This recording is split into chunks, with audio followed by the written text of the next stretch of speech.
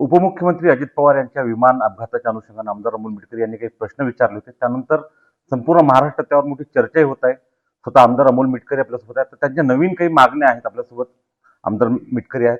Sir, तुमच्या नवीन ज्या मागण्या या संदर्भातल्या त्या काय आहेत? ब्लॅक बॉक्स मधला डेटा सार्वजनिक झाला पाहिजे. कॅप्टन कसे बदलले गेले, कोण मूळ होतं, कोण प्रवासात होतं, हे सुद्धा महाराष्ट्राच्या समोर आलं पाहिजे. कागदपत्र का जळाली नाहीत, ती तशीच मारणार इतस्ततः दिसतात पसरलेली. 5 माणसं की 6 माणसं, निकम साहेबांनी 5 सांगितले, पण मग मीडियाने बातमी चालवली ती खोटी होती का, याचं स्पष्टीकरण निकम साहेबांनी स्वतःच दिलं पाहिजे.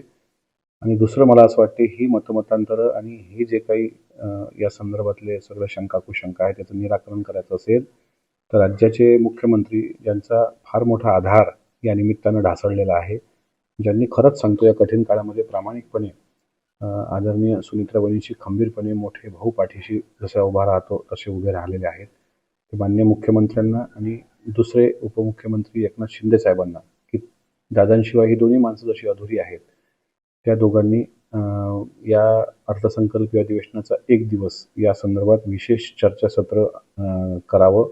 याची शहानिशा, याची चौकशी, ठीक आहे CID चौकशी लावली हे बरोबर आहे, पण मुरलीधर मोहोळांची मी प्रेस मागं ऐकली. त्यांनी सांगितलं की दूध का दूध आणि पाणी का पाणी होईल. आमचा प्रश्न तो दूध का दूध, पाणी का पाणी, कोण तोंडावर पडेल हा मोहोळ साहेब नाहीच आहे. आमचे साधे साधे प्रश्न आहेत, त्या प्रश्नाची उत्तरं द्यावी आणि महाराष्ट्राच्या विधिमंडळाचं 1 दिवसाचं विशेष अधिवेशन बोलवावं. आणि विशेष अधिवेशन बोलवण्याची तरतूद नसेल समजा अशा प्रकरणात, तर अधिवेशन काळामध्ये जे 1 महिन्याचं अधिवेशन आहे त्यात पहिल्या दिवशी शोक प्रस्ताव आपण मांडतो, ती परंपरा आहे, त्यापेक्षा शोक प्रस्ताव झाल्यानंतर दुसऱ्या दिवशी तात्काळ यावर विशेष चर्चासत्र घडवून आणावं, अशी राज्याच्या मुख्यमंत्र्यांना आणि उपमुख्यमंत्र्यांना माझी विनंती. या संदर्भात केंद्रीय विमान वाहतूक मंत्री असतील किंवा केंद्रीय गृहमंत्री असतील यांना भेटणार असल्याचं म्हटलं होतं, त्यांची अपॉइंटमेंट वगैरे मागितली का तुम्ही? मी आता उद्या रात्री माझा विचार आहे मुंबईला जाण्याचा, आणि आमच्या पक्षाच्या सर्व गटनेत्या आणि आता ज्या राज्याच्या पहिल्या महिला उपमुख्यमंत्री आहेत त्या सुनित्रा वहिनींची मी भेट घेणार आहे. त्यांना सगळं हा माझ्याकडे जे काही पुरावे आहेत ते दाखवणार आहे, आणि त्यांनी जर मला आदेश दिला तर मी स्वतः दिल्लीला जाऊन या दोन्ही मुख्य नेत्यांची भेट घेणार.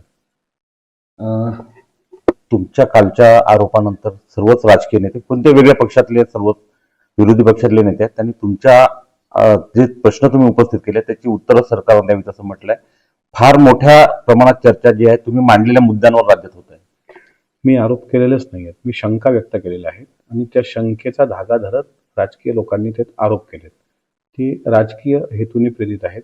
मी शंका उत्पन्न केल्या, त्या शंकेचं उत्पन्न करणं ही भारतीय संविधानाने दिलेला मला नैतिक अधिकार आहे. त्याच्यामुळे त्या चर्चा काय होत आहेत त्याकडे माझं लक्ष नाही. माझा नेता गेलाय, या राज्याचा आधार गेलाय, आणि महाराष्ट्राचं कर्तृत्ववान नेतृत्व आज काळाच्या पडद्याआड गेलंय. त्यांचं अखेर हे रहस्य राहू नये, महाराष्ट्रामध्ये समोर सत्य यावं, जेणेकरून भविष्यात असा हे आता होणार तर नाहीच आहे, पण असं नुकसान महाराष्ट्राचं होऊ नये, कारण हे न भरून निघणार नुकसान आहे.